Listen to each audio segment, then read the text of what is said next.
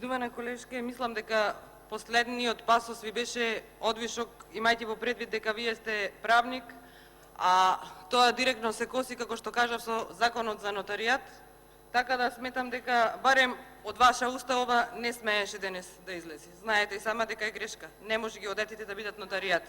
Не може и не смее да бидат нотаријати.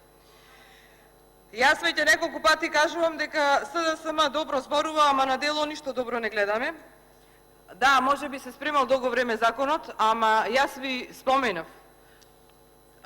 Биле консултирани геодетите, меѓутоа и нив им бил даден предлог текст на законот, во кој што предлог текст тие го имале, а во нив се бришел ставот 3 од членот 125. А денес во овој закон кој што е ставен на дневен ред, тој го има, не е избришен како што им било оветено на луѓето и како што стоело во законот.